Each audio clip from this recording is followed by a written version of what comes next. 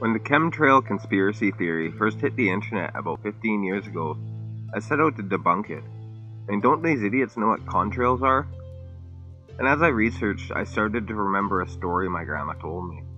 She was born during the late 1940s in Winnipeg. She had told me about a US Army chemical spraying of her town. My grandma was deathly sick her entire life. She spent entire weeks in bed during my childhood. She suffered from multiple non-specific medical conditions, including a case of hepatitis which was so bad that doctors often accused her of alcoholism or hard drug use. I knew more or less exactly what I was looking for, and it still took some time to find. Winnipeg tests of 1953 create a cloud of concern. At one point during U.S. Army chemical warfare tests with a balloon 27 years ago in Winnipeg, this is reprinted in 1980, the researchers had to run for cover when a teenager tried to burst the balloon with a bow and arrow. The incident may provide the only chuckle for Winnipeggers, informed this week that the city was used for the large-scale test between July and September of 1953.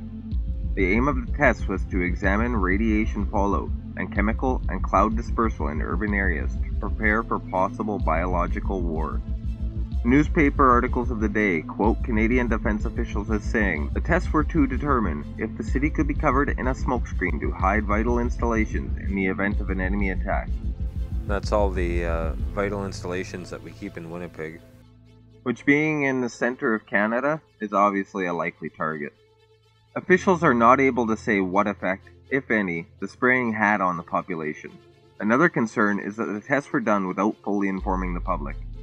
Major Jeff Hoswell, speaking for the Defense Department in Ottawa, admitted the U.S. Army misled residents about the spraying in order to avoid creating anxiety.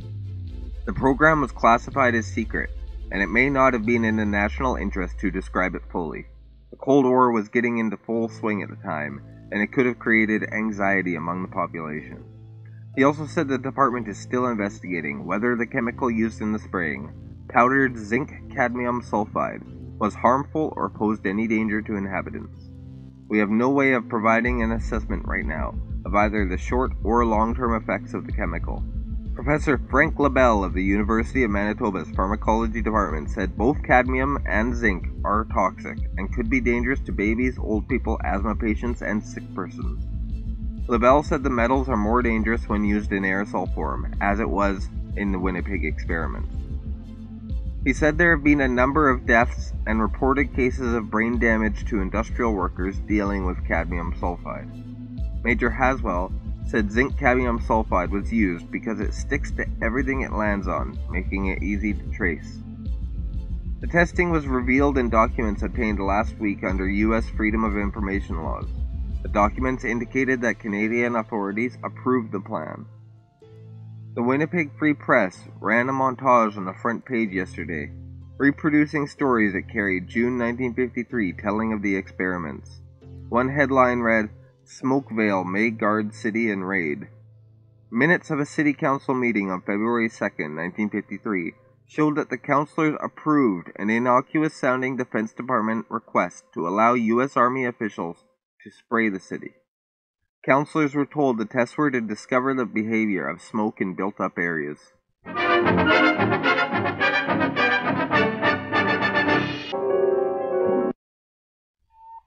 The world of tomorrow and the instruments of science which are shaping it may seem remote and fantastic, but yesterday's fantasies are becoming today's facts. How will these great advances influence and benefit our personal lives? Here in this film is an answer. So what is the chemtrail conspiracy theory? According to Wikipedia, the chemtrail conspiracy theory is the false claim that long-lasting condensation trails, called chemtrails by proponents, consist of chemical or biological agents left in the sky by a high-flying aircraft and deliberately sprayed for purposes undisclosed to the general public. Believers in the theory argue that normal contrails dissipate relatively quickly, and contrails that do not dissipate must contain additional substances. Those who subscribe to the theory speculate that the purpose of the chemical release may be solar radiation management, weather modification, psychological manipulation, human population control, or biological or chemical warfare. and that the trails are causing respiratory illnesses and other health problems. Although proponents have tried to prove that the chemical spraying does take place, their analyses have been flawed or based on misconceptions.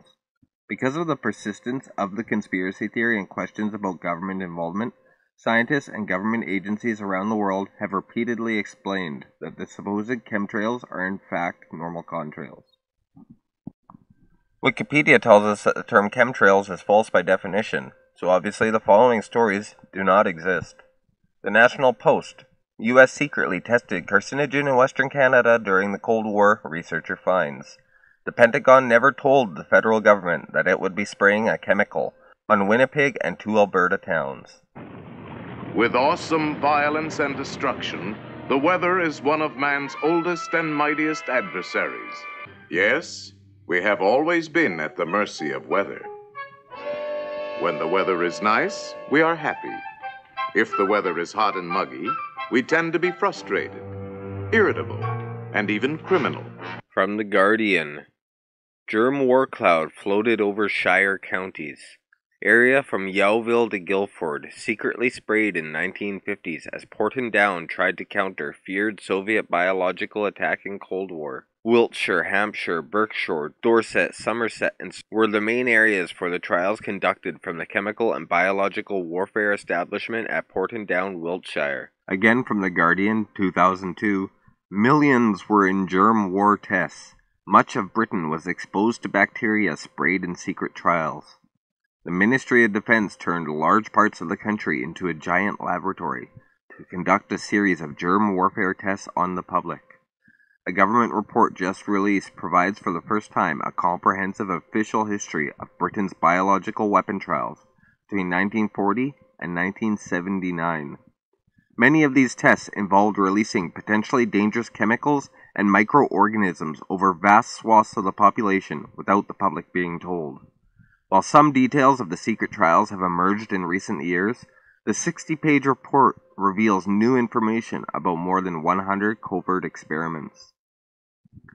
The report reveals that military personnel were briefed to tell any inquisitive inquirer that the trials were part of a research project into weather and air pollution. The tests, carried out by government scientists at Porton Down, were designed to help the MOD assess Britain's vulnerability if the Russians were to have released clouds of deadly germs over the country. Today's weather satellites are small and are designed to do a limited job. However, they are the first step forward to larger and more versatile space explorers of tomorrow. These future satellites will be the key to precise forecasting and control of weather. From CBS News, October 2012, secret Cold War tests in St. Louis cause worry. Doris Spates was a baby when her father died inexplicably in 1955. She has watched 4 siblings die of cancer, and she survived cervical cancer. After learning that the Army conducted secret chemical testing in her impoverished St. Louis neighborhood at the height of the Cold War, she wonders if her own government is to blame. In the mid-1950s, and again a decade later, the Army used motorized blowers atop a low-income high-rise, at schools and from the backs of station wagons, to send a potentially dangerous compound into the already hazy air in predominantly black areas of St. Louis. Local officials were told at the time that the government was testing a smokescreen that could shield St. Louis from aerial observation in case the Russians attacked. But in 1944, the government said the tests were part of a biological weapons program, and St. Louis was chosen because it bore some resemblance to Russian cities that the U.S. might attack. The material being sprayed was zinc cadmium sulfide, a fine fluorescent powder. Let us project our present knowledge with a little imagination and speculate on how satellites might be used in future operations from a worldwide weather center. In the U.S., these tests were known as Operation LAC, Project SHAD, and Project 112. In fact, the U.S. Department of Veteran Affairs offers compensation to soldiers affected during the testing. From 1962 to 1974, the Department of Defense's Desiree Test Center in Fort Douglas, Utah, planned and conducted a series of biological and chemical warfare vulnerability tests. These tests are known as Project 112 and Project SHAD and consisted of both land-based and sea-based tests at different locations. Approximately 6,000 U.S. service members were involved in conducting chemical tests to defend against biological and chemical weapons threats. Most were involved in Project SHAD. If you are a veteran who participated in Project 112 or Project SHAD, you are eligible for VA healthcare at no cost for any illness possibly related to the testing. Prediction charts have indicated that a powerful hurricane will begin forming today in the Atlantic Ocean. The electronic weather map shows an intense storm system building up about 1,000 miles due east of Miami, Florida. If control measures are not begun at once, the hurricane will smash across densely populated areas within 48 hours. A Manitoba government news release from 1994. Chief Medical Officer sees little cause for concern regarding chemical spray by U.S. military in the 50s. The Chief Medical Officer's study of reported spraying done by the U.S. military over Winnipeg in 1953 says the average person exposed to the chemical has little cause for concern. Dr. John Guilfoyle's report states that the data collected by the U.S. military authorities and data analyzed by the Canadian Department of National Defence in 1982 concludes that even in light of today's more stringent standards, exposure to this chemical represents a negligible risk to the general population. In releasing the study, Health Minister Jim McCrae said he agreed with Dr. Guilfoyle's concern over the level of confidence to be placed in the data provided by the U.S. authorities because the testing was done in secret without any intention of public disclosure of the intent or results. The data also does not specifically measure exposure to workers involved in the collection of samples downwind from the discharge sites, which could mean workers were exposed to higher levels of the chemical. As a result, I have asked that Winnipeg be added to the list of American cities that will be studied by a distinguished panel of medical experts from the Institute of Medicine in the United States. The purpose of the spraying experiments was to aid U.S. military authorities in using chemical and biological weapons. In this case, a fluorescent tracer, zinc-cadmium sulfide, was released into the air and concentrations were measured at various locations downwind from discharge sites. Similar experiments were done in American cities of St. Louis, Minneapolis, and Corpus Christi. Senator Wellstone of the U.S. Senate has requested a study be done by the Institute of Medicine to examine the health implications. This research was done in an atmosphere that would be extraordinary in 1994. It was done without the express permission of the subjects and without full disclosure of the intent of the experimentation, and no commitment to release of the results of this experiment and to the people who were subjected to it. Therefore, this should give us some concern about the level of confidence we place in the data provided by those who conducted the experiments. At Weather Central, the control strategy is mapped out. A ridge of high pressure slants across the eastern United States between two low-pressure storm systems. If these two storm centers are intensified, the high will build up along the coast, forming a barrier that will turn the hurricane out to sea. With the touch of a button, the battle begins. On the ground, chemical cloud seeders begin to work the two storm areas. Robot planes seed the clouds from above. The storm centers over Kansas and over Labrador intensify as seeding continues. Geo-engineering the climate, science, governance, and uncertainty. Published by the Royal Societies, the world's oldest scientific body who works with both the UK and UN government. The cover image is from the DaisyBall model, copyright Yale University. Comes from the Daisy World model developed by Dr. James Lovelock and Professor Andrew Watson, both fellows of the Royal Society. The conceptual model illustrates the tight coupling between climate and the biosphere through the connection between surface reflectivity and temperature. White daisies reflect and release less solar radiation than do dark daisies, thereby keeping the Earth cooler. This is the principle on which geoengineering by the reflection of solar radiation is based. Daisy World has been instrumental in drawing attention to the tight link between Earth's surface climate and the presence of living organisms. Biological homeostasis of the global environment. The parable of Daisy World. From the summary, there is a serious risk that sufficient mitigation actions will not be introduced in time, despite the fact that the technologies required are both available and affordable. It is likely that global warming will exceed 2 degrees Celsius this century, unless global greenhouse gas emissions are cut by at least 50% of 1990 levels by 2050, and by more thereafter. There is no credible emissions scenario under which global mean temperature would peak and then start to decline by 2100.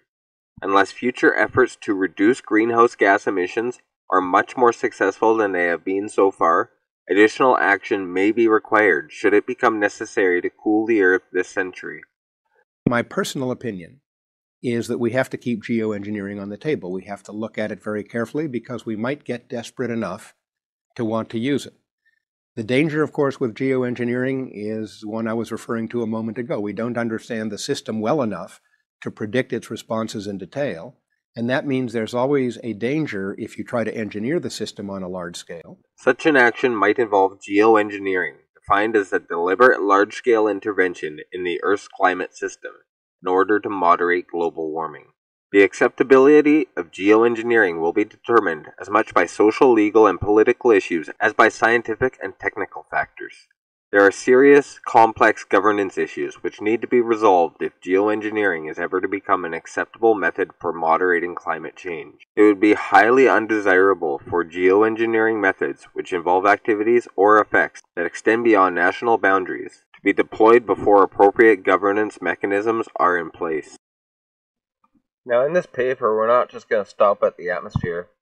We're going to talk about the enhancement of oceanic uptake of CO2, for example by fertilization of the oceans with naturally scarce nutrients, or by increasing upwelling processes. Solar radiation management techniques directly modify the Earth's radiation balance and would take only a few years to have an effect on climate once they have been deployed. They do not treat the root cause of climate change, which is increased levels of greenhouse gases in the atmosphere. But because they act quickly, they could be useful in an emergency, for example, to avoid reaching a climate tipping point. Methods considered in this study include increasing the surface reflectivity of the planet by brightening human structures, planting of crops of a high reflectivity, or covering deserts with reflective material. Enhancement of marine cloud reflectivity, mimicking the effects of volcanic eruptions by injecting sulfate aerosols into the lower stratosphere.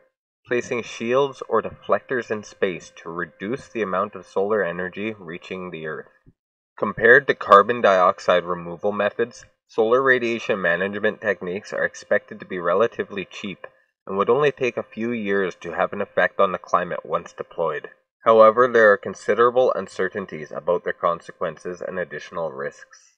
Assuming that these uncertainties and risks can be reduced, solar radiation management methods could be used to augment conventional mitigation. The implementation of any large-scale solar radiation management method would introduce additional risks, and so should only be undertaken for a limited period, and in parallel with conventional mitigation and/or carbon dioxide removal methods.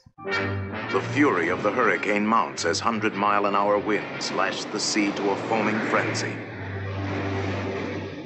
All stations, Sector C. Activate Phase 2, Control Plan Delta. Set vapor rockets for 42,000 feet. Execute. As an emergency measure, the controller calls for a salvo of vapor rockets to be fired ahead of the path the hurricane is predicted to take.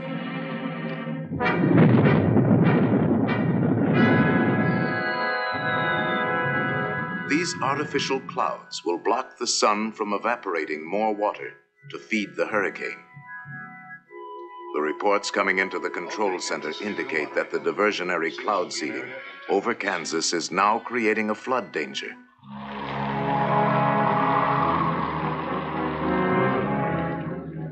Specially equipped robot aircraft are dispatched immediately to release a high concentration of cloud seeding material into the fringes of the storm. Heavier seeding from the ground also helps to subdue the rain by spreading it over a wider area. The controller calls for another view of the hurricane. It is possible that in time, Most of the focus on the potential for stratospheric aerosol methods has, however, recently been on sulfate aerosols for several reasons. Hydrogen sulfide or sulfur dioxide can be introduced into the stratosphere as gases, where they are expected to oxidize into sulfate particles with characteristic sizes of several tenths of a micron. Furthermore, global cooling has been produced in the past by volcanogenic sulfate aerosols, providing direct evidence that these particles would have a cooling influence. The low stratosphere contains a naturally occurring layer of sulfate aerosols. Because of the stability of the stratosphere, the lifetime of the aerosol is long, years, and hence the aerosol tends to be spread through the lower stratosphere. In contrast, aerosols in the troposphere can be rapidly washed out and so have a much shorter lifetime. Simulating the effect of large volcanic eruptions on global climate has been the subject of proposals for climate geoengineering for some time. These proposals aim to artificially increase sulfate aerosols in the stratosphere above natural levels, causing an increase in planetary albedo, and thereby reducing the incoming solar radiation. A simple calculation shows that a reduction of solar input by about 2% can balance the effect on global mean temperature of a doubling of CO2. Cloud albedo enhancement. It has been proposed that the Earth could be cooled by whitening clouds over parts of the ocean.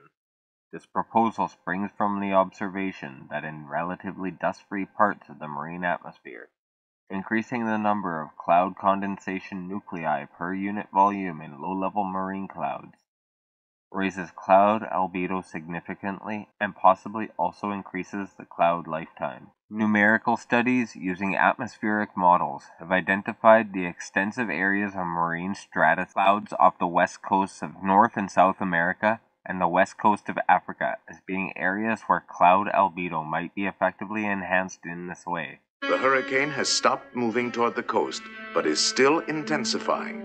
It must be made to move northward and out to sea. This is a crisis. Aberdeen Station. Activate multiple seeding rockets on course 117. The controller decides to fire cloud seeding rockets just ahead of the hurricane, hoping to start it moving.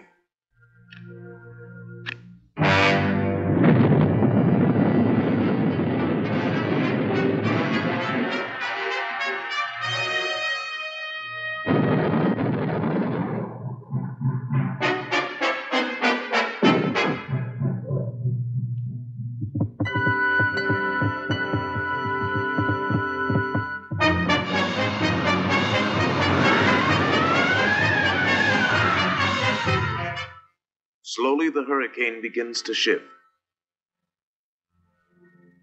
All available forces have been brought into play. Now we can only watch and wait. Stratospheric aerosols. A wide range of types of particles could be released into the stratosphere with the objective of scattering sunlight back into space. Important factors that differentiate the effects of different types of particles include their size and whether or not they conduct electricity. For non-conducting particles, the optimal size for scattering sunlight is a few tenths of a micron. Particles much larger than this become effective at scattering outgoing long-wave heat radiation, and thus have potential to cause a warming influence. Conducting particles, or resonant scatterers, may have potential to deflect sunlight with much less mass, but these approaches have been subjected to much less analysis. It could also be possible to construct reflective microballoons, which would reflect sunlight back to space. Various other types of stratospheric aerosol particles have also been suggested. Engineered aerosols might enable scattering that did not produce so much diffuse illumination, potentially circumventing a significant side effect of sulfate aerosols. Finally, it is possible that advanced engineered particles could be designed that had longer lifetimes, or that were lofted out to the lower stratosphere, so reducing the impact of the aerosols on ozone chemistry, or enabling radiative forcing to be concentrated in special locations such as the polar regions. Delivering the aerosols is feasible.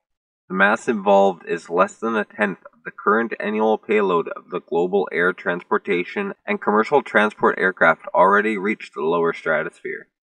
Methods of delivering the required mass to the stratosphere depend on the required delivery altitude.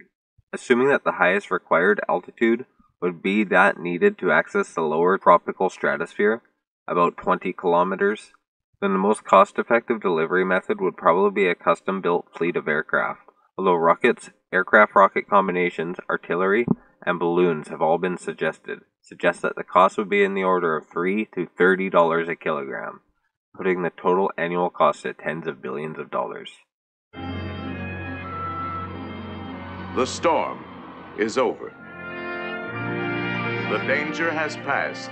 The hurricane has been defeated, turned away from the land, and left to spend itself harmlessly far out at sea.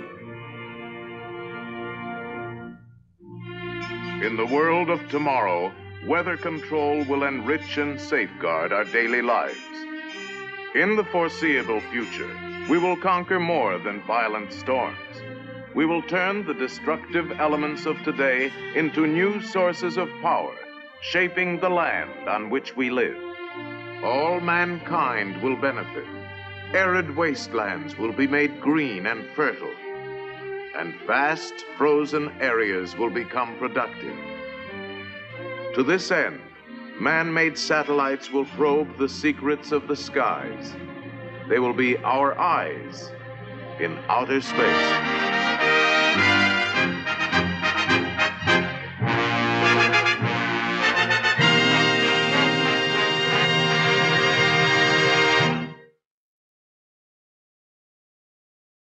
And in my opinion, this is one of the more interesting topics in the paper. Governance of R&D. An internationally agreed, but initially voluntary, code of conduct and system for approval for geoengineering research would be highly desirable. This should include provisions for approving environmental monitoring and reporting, depending on the magnitude and spatial scale of the experiments. The emerging London Convention and Protocol system for regulation of ocean iron fertilization experiments may be a model for this. In the long term, this might become the function of a UN agency. As an interim solution, it is proposed that an internationally collaborative process to develop a code of practice to be initiated to provide transparency for geoengineering research and guidance to researchers in the public, private, and commercial sectors. Only experiments with effects that would in aggregate exceed some minimum level would need to be subject to such regulation. Such regulation would probably not be needed for research or contained engineering CDR processes such as air capture, as these would already be controlled under local and national legislation. Startup companies may play an important role in mobilizing individual innovation and private capital. In February of 1969, an obscure congressman watched a First Tuesday report on nerve gas. He seized on it as a hot political issue. The subsequent crusade of Congressman Richard McCarthy led to laws which prohibit the Army from making, transporting, or testing nerve gas out in the open air. Today, McCarthy is an obscure private citizen. America's nerve gas stockpile is still alive, but not well. Another paper, titled An Overview of Geoengineering of Climate Using Stratospheric Sulfate Aerosols. The work done in conjunction with researchers from the National Center for Atmospheric Research, the Department of Atmospheric and Oceanic Studies, University of California, the Department of Environmental Sciences, Rutgers University, New Brunswick, New Jersey, the Department of Earth and Planetary Sciences, Johns Hopkins University, Baltimore, and the Department of Earth and Planetary Sciences, Johns Hopkins University, Baltimore. Reading from the abstract, we provide an overview of geoengineering by stratospheric sulfate aerosols. We review the state of understanding about this topic as of early 2008, summarizing the past 30 years of work in the area, and highlight some very recent studies using general circulation models of the atmosphere and ocean, and discuss the efficacy of producing such aerosols by methods used to deliver sulfur species to the stratosphere. The studies reviewed here all suggest that sulfate aerosols can counteract the globally average temperature increase associated with increasing greenhouse gases and reduce changes to some other components of the Earth's system. There are likely to be remaining regional climate changes after geoengineering, with some regions experiencing significant changes in temperature or precipitation. The aerosols also serve as surfaces for heterogeneous chemistry, resulting in an increased ozone depletion for several decades. This is just a portion of the nerve gas arsenal undergoing routine inspection.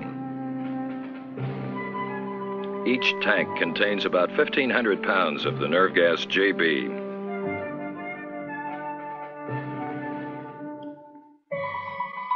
Location of nerve gas depots once was top secret. Even today, the Department of Defense is not eager to publicize the places, less for security than for public relations purposes.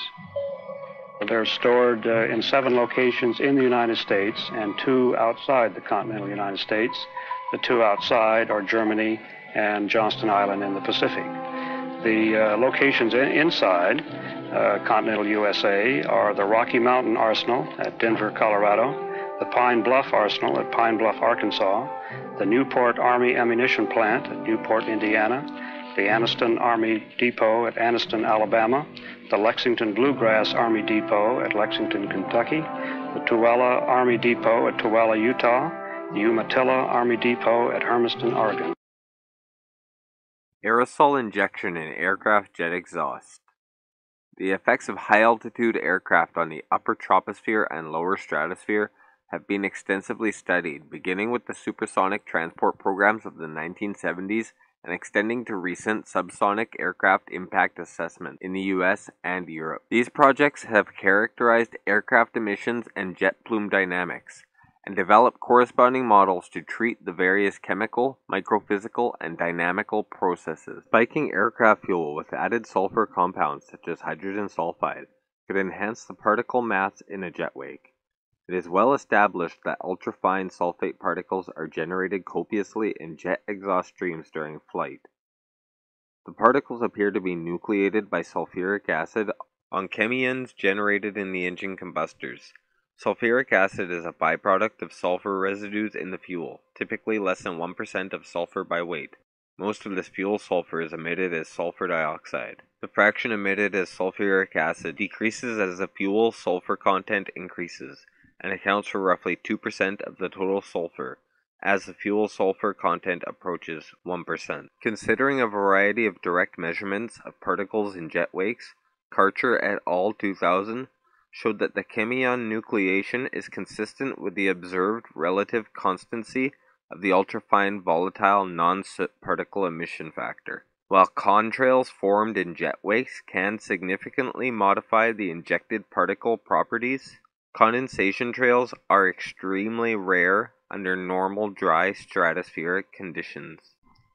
If we imagine enhanced jet fuel sulfur contents of 5% by weight, 10 to 100 times current amounts, for geoengineering purposes, then the annual consumption of about 50 teragrams of such fuel during stratospheric flight, about half the amount used by current commercial aviation, could emit up to 2.5 teragrams of sulfur that would eventually generate roughly 10 teragrams of sulfate aerosol. The total number of particles emitted, uniformly dispersed over a 10-kilometer thick layer from 15 to 25 kilometers, would create an ideal geoengineered solar shield. These estimates assume no unexpected chemistry or microphysics in the early wake that would alter the emission factor significantly. Workmen inspect the bombs for leaks every 3 months. If the rabbit shows symptoms, the men get out.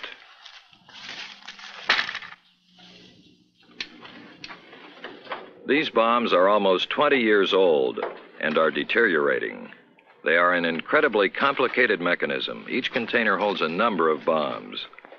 Inside, GB is corroding the containers. Some are leaking internally, a nerve gas hemorrhage. Here is Colonel Sam Bass.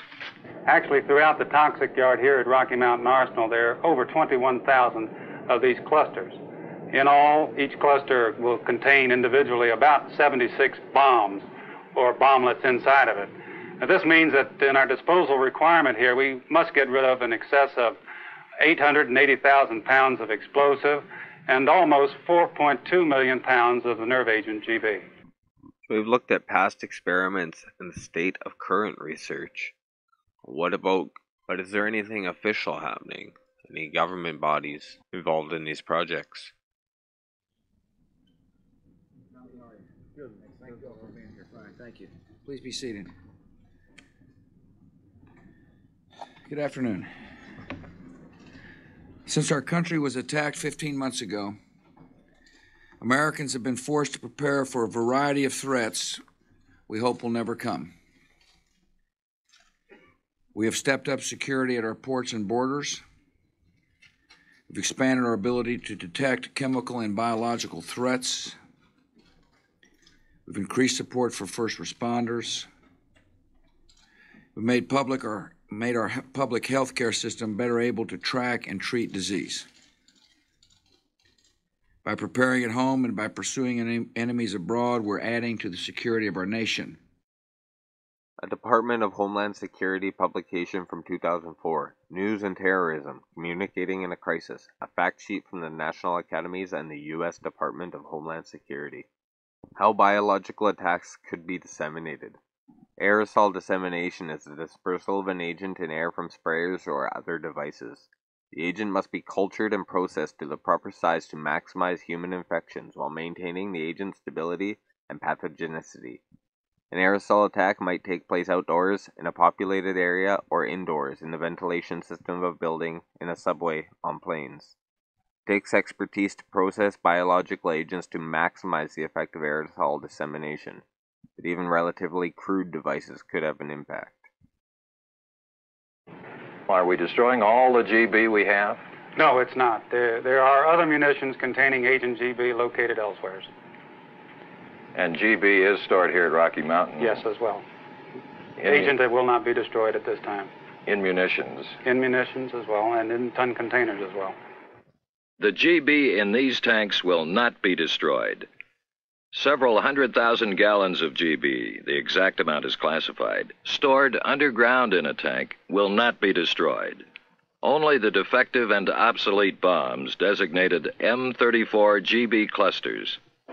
We plan to dispose of the M34 GB clusters by disposing them at sea in the summer of 1969 on what was to have been called Operation Chase 1969. But because of the public concern and public reaction, first starting with the sheep incident in Utah. The United States Environmental Protection Agency, Office of Inspector General, Evaluation Report. EPA's Homeland Security role to protect air from terrorist threats needs to be better defined. February 2004. Memorandum. Subject. Evaluation Report. EPA's Homeland Security role to protect air from terrorist threats needs to be better defined. From Director for Program Evaluation Cross-Media Issues to Mary Kruger, Director, EPA's Office of Homeland Security. Attached is a copy of the final subject report. The report is part of our ongoing evaluation of U.S. Environmental Protection Agency activities to protect our nation from airborne terrorist threats. We believe EPA should clarify its Homeland Security role and responsibilities regarding air to enable it to properly prioritize and commit resources to its traditional and Homeland Security missions. This review is one of a series of reviews to identify how effectively EPA is fulfilling its Homeland Security role and responsibilities, specifically in protecting the air from chemical or biological terrorism. So then later that year we got the EPA Science Inventory Homeland Security Support, December 2004. The goal of this task is twofold. The first goal is to improve our atmospheric modeling support in the event of a national emergency. The second goal is to improve our understanding of atmospheric processes important in urban dispersion and response applications. Flow and dispersion in urban areas is extremely complex and not well characterized in spite of their importance to Homeland Security and emergency response applications. Specifically, understanding the transport and fate of pollutants in urban canopies is critical for implementing air quality standards, performing risk assessments, developing environmental management strategies, supporting human exposure, and health effects studies. Toward this goal, laboratory studies have been conducted in EPA's meteorological wind tunnel for idealized urban settings. For very complex settings, such as Lower Manhattan surrounding the World Trade Center site, and for very building-specific cases such as the Pentagon. Continued studies in a variety of morphologies and release scenarios are needed to support a more thorough understanding of urban dispersion and the development of refined numerical modeling approaches. Project information, progress, new task, relevance, urban neighborhood study. As part of an effort to improve the agency's understanding of urban dispersion and to improve the modeling of urban homeland security scenarios, the Fluid Modeling Facility will perform a wind tunnel study to examine the flow and dispersion environment in a typical urban neighborhood based on an area within Brooklyn. This wind tunnel study will be coordinated with a field study focusing on releases along a 4-lane expressway passing through the neighborhood. EPA. The Manhattan Studies. The Urban Dispersion Program is conducting several major field studies in Midtown Manhattan to establish flow and dispersion patterns in complex urban street canyons to support both the general overall science of urban dispersion and the development of tools for homeland security. The wind tunnel studies are an important component of this urban flow program in that detailed measurements, well beyond the level of the field studies, can be obtained in the conditions for sampling controlled. What the Army calls the sheep incident occurred March 13, 1968. It was a test of VX nerve gas over this target grid at Dugway Proving Ground, Utah. This was supposed to be ground zero. An F-4 Phantom jet was testing spray tanks filled with VX. A red dye was blended with the VX so Army cameras could record the test. This is their film, never before shown on television. The spray tanks were unexpectedly still releasing VX when they were jettisoned at 1,500 feet. Looking at the flight from another angle, one sees exactly what went wrong. All the VX was supposed to have dropped at 150 feet, but as the pilot began to climb out, nerve gas was still spewing forth.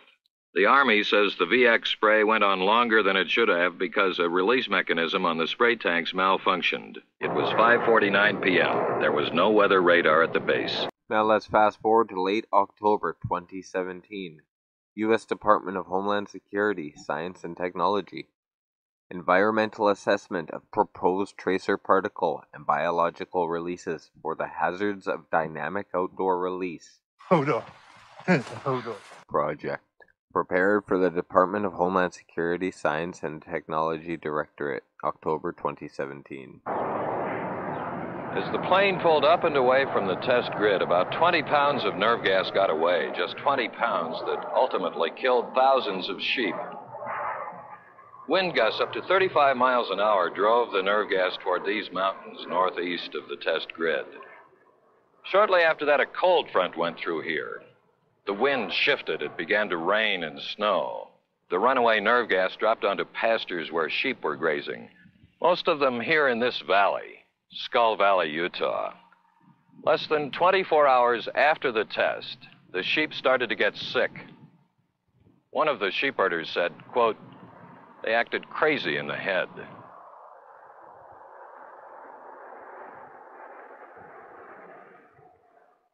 About 4,000 sheep were killed outright. Another 2,000 were killed to end their suffering. It was more than a full year before the Army admitted its full responsibility, even though it paid the owner more than $500,000 in damages. Executive Summary. This environmental assessment documents the analysis of the potential effects of a proposal by the Department of Homeland Security, Science and Technology Directorate to conduct tests during January-February of 2018, and again during June-July 2018, involving the release of low concentrations of particles at 2 buildings within the Chilocco Indian Agricultural School in Newkirk, Kay County, Oklahoma. The S&T program is entitled The Hazards of Dynamic Outdoor Releases. HODOR. The HODOR program supports DHS's strategic goals to detect and recover from biological attacks and inform and support biodefense planning, response, and restoration, particularly in consequence risk assessment, modeling of the indoor hazards posed by outdoor aerosols, characterizing the impact of biological weapons on infrastructure is a key element to achieving this goal. Buildings to be used for testing were selected based on the DHS desired characteristics, as well as the ability to release materials at a distance from these buildings that minimize environmental impact and public exposure. VX also is stockpiled in munitions. All of them were produced during the 1950s. This is just one warehouse at one depot. These are VX nerve gas shells for the 155mm howitzer. There are other shells, bombs, rockets, and landmines. The use of inert particulate materials provides extremely valuable information towards the overall objectives of the HODOR program. Inert materials will be used to monitor gross particle movement around and into each building in real time using relatively simple and straightforward sensors. The data collected with inert particle materials will be used to optimize sensor placement for subsequent biological particulate releases. 2 different inert particulates were selected to be employed for use in gross characterization of particle penetration into buildings. Alternative inert particulate 1 would utilize titanium dioxide, a white odorless powder that is chemically insoluble in water, non-reactive, non-flammable, and non-hazardous. This material is not regulated or defined as toxic or hazardous material. Alternative inert particle 2 is a 90% 10% mixture of urea powder with Cl fluorescent brightener 220. The headlines in the Wall Street Journal on a Friday morning put the Pentagon in an uproar over the fact that toxic munitions were stored on Okinawa and the political uproar that came out of that. And subsequent to that, the decision of the President and the promise that he made to the Prime Minister of Japan that the United States would remove all toxic chemical munitions from Okinawan soil. In the spring of 1970, the Army announced plans to move all chemical ammunition stocks from Okinawa to Umatilla Army Depot, Oregon. There is enough gas there and enough gas coming of the nerve gas variety to cause the death of 681,481,000 persons. Both aerosol particulates would be released and detected by sensors located outside and inside the preferred buildings. At the concentrations resulting from the proposed releases, all materials are considered non-toxic and non-hazardous. There is no action alternative which would not involve particulate releases. Alternative biological particulate 1 would employ the use of Bacillus thuringiensis, subspecies Kerstaki barcoded spores, which are the preferred biological material to be employed for sensitive characterization of building penetration. Native BTK, sold under the commercial name of Dipel, is used extensively as a bioinsecticide and is not considered a hazard by the U.S. EPA when handled appropriately. The barcoded variant provides much more specific detection and identification from background than native organisms, as it contains a genetic barcode that does not affect any physiological function or phenotypical expression of the organisms. It will be dispersed in a similar way to that of native BTK when used as an insecticide.